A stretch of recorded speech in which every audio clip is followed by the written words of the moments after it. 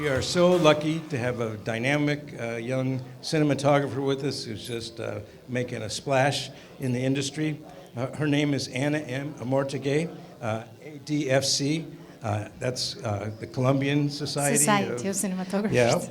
Yeah, because Anna was born in Colombia, and she worked her way into the entertainment industry as a choreographer before coming to the U.S. and graduating from the Art Institute of California. As a cinematographer, she's just been really busy lately, lensing popular episodics like Resident Alien, one of my favorites, and Into the Dark, Black Lightning, and most recently Quantum Leap, which we're going to talk a little bit about today. Our own Roy Wagner, ASC, shot the original Quantum Leap, for which he won at least one Emmy.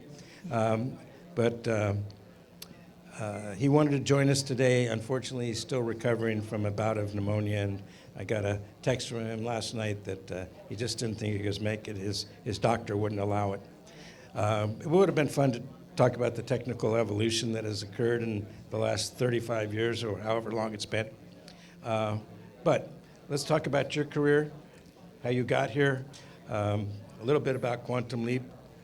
But, well, let's talk about Quantum Leap. It was a very popular series, and how do you do it justice, reimagining it? Did you have any inspiration from the original?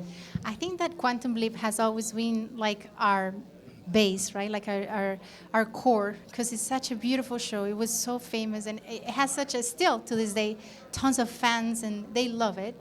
So, but it has always been as an inspiration with the theme, what it's about, what the show wants to be like.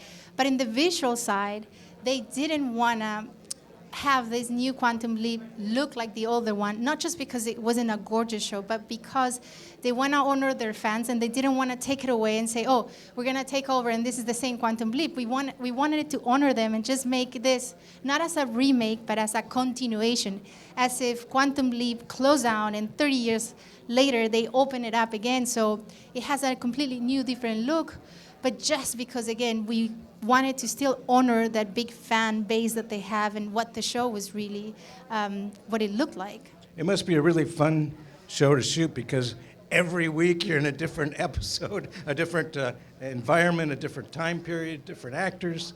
Yeah, I think it's actually the biggest blessing is that you get to do every week something different. You get to immerse yourself in a different period time. So the colors, the textures, the stories, even sometimes we kind of aim to use the same lighting that maybe back in the days they used to do whenever we can. So you get to do things that you've never done before. It's like a constant training on imagination and creativity and resources of how to keep the essence of what the show is about through the different period times and through the different looks that we give the show every time. It's beautiful because you can create anything, and it plays great with the show. So how did you get to this place so quickly? I mean, you're obviously pretty young to be shooting one of the top shows in town. Tell us a little bit about your journey. Yes, so I was born in Colombia. I actually originally went to school for engineering. I'm an electrical engineer. Never thought I was going to be in the entertainment business. But I danced my whole life since I was in school as well. So as I finished my engineering career, I was also a dancer in a big company in my country. And they called me from the network TV, we only have two, to be the dance teacher in this very famous reality show. So Anna went and did the show. I was their teacher. And when I came back, the network said, Anna, can you help us do this soap opera that it was all about dances? So I became a choreographer in this very big soap opera. And then I've never done dancing for camera, so I started sitting next to the DP and kind of asking, what do you need from me? How can I make these dances? Because when you dance for an audience, it's very different. You have your audience right here. You got to be big. You got to do big formations. But when you're dancing for the camera, it's the close-ups. What movements does it sell in front of the camera? So I didn't know about that. So I started sitting next to him. And then believe it or not, our set was like a burdel. So it was full of lights and colors. And I just fell in love with it. And then every single day I would sit next to him and ask him what he was doing. I fell in love with lighting. That's what, for me, in a way, cinematography is big on me, is because I love lighting. It's my biggest love. So I always kind of thought I was going to be a gaffer and then transition to a DP. But yes, so I then worked on a movie that came from the States, and then I asked, I had already thought of going to school for lighting.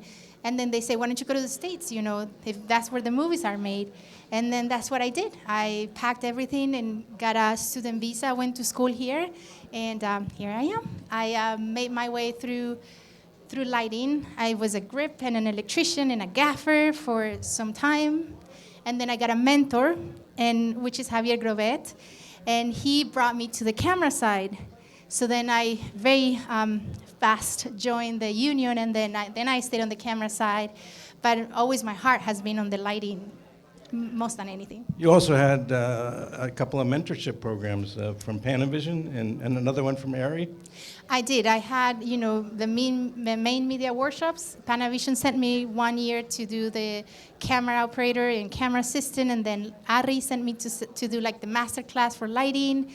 And then I got a project involved. It's like for Film Independent, and they give you a mentor, and that's when I met Javier. And Javier took me under his wing, and then I started working for him, and then I did all my way up from film loader to camera operator and then DP. Well, we can see some of your beautiful work playing here.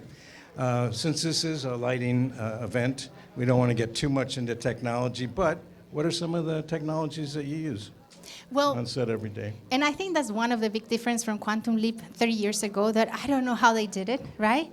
Because we rely so much on the LED world right now for colors, because we're doing, we want our leaps to be the most colorful thing. And even though in the past they might have just had like fluorescence and tungsten and the daylight, we still add so much color to it. And then it's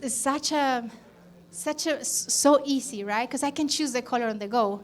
I don't have to make that big commitment like 30 years ago where they were shooting film. For me, it's really easy to just go and get the LEDs and change it and dial in the color that I want. Or if I talk to my gaffer and then we talk about it being cyan, like my nighttime to be like a cyan feel instead of a more like an HMI feel to it, then I said, well, I didn't like the cyan. Can we go a little bit whiter? Can we desaturated? I mean, it's such a blessing. We work mostly with LED lights, and we have our big units in tungsten. We use everything, HMI, tungstens, and the LED lights.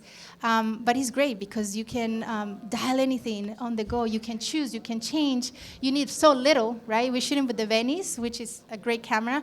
So we don't need as much light as other projects. So it's actually very versatile. I'm guessing Roy probably worked at ASA 200, or maybe even less, and you're what, 800 or more? 500. I shoot at a 500. 500 base on the Bennies, and I was telling Jeff that I hardly ever go to a 2500. It's amazing. I shoot with my 500 base at a 500, and if I ever go high, we do, as you guys can see in this clip, we do this eye shot is our opening to every leap. So every time Ben leaps into the past, the episode will always open with that eye shot. So that eye shot is shot with 2500 ISO, and my AC is at an 8, so I have to put a big light. So it has to be a lot so he can get it in focus, because it's just one move coordination between the operator, the AC, so they can get everything out just in focus. It's really hard, but we got it down, and they do it really fast now. What do you think attracted the producers to pick you for Quantum Leap? Was it your work on Resident Alien, which is beautiful, or you also did an anthology show with a lot of different looks, right? Yes, I think I do a lot of color, so I don't know. I think maybe that's what it is, because if you see all my body of work, I do tons of color. I did a whole feature, the one from Into the Dark. Everything was red or blue, and then cyan or pink. We never used like a normal tungsten or 56. I did 20s, and it's always full of color. So I don't know, because they did want the leaps to be the most colorful thing.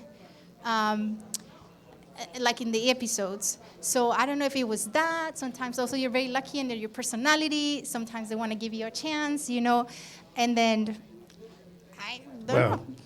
I think they made a great choice, and you're obviously so passionate. Thank you for coming here and sharing your passion with us. I know, I'm the happiest, and this is a great opportunity, and I really respect Roy, because when we do this show, it's so hard. We go so fast. We have to shoot so much that I can't imagine what it was. If you read the original Quantum Leap, the reflection shots, right? Because every time Ben, our leaper reflects on a mirror, you see the real person he leaped into, right? And 30 years ago, they did it. They would do like a clear mirror and do a set that reflected the reflection, and then a person will step behind. So, you know what I mean? It's like they had to build the whole thing in order to create the reflection shot. When in here, we just do it in 2 seconds with a normal mirror. I can't even imagine, right? And shooting on film, and like our headquarters, like the only set that we, is constant during the whole show. We have the headquarters. It's so much light. We have cyans and ambers and tungsten, and we always change it from cyan to amber, and I just couldn't imagine what it would have been to shoot it 30 years ago. I don't think they could have even done it. So I have so much respect for Roy to making such a beautiful show. You'll have to meet when he's feeling better. I'm sure he would love that. Yeah. He's a terrific guy, and I hope you win another Emmy and continue the tradition. Thank you so much for thank you, sharing with everybody. us today. No, thank you.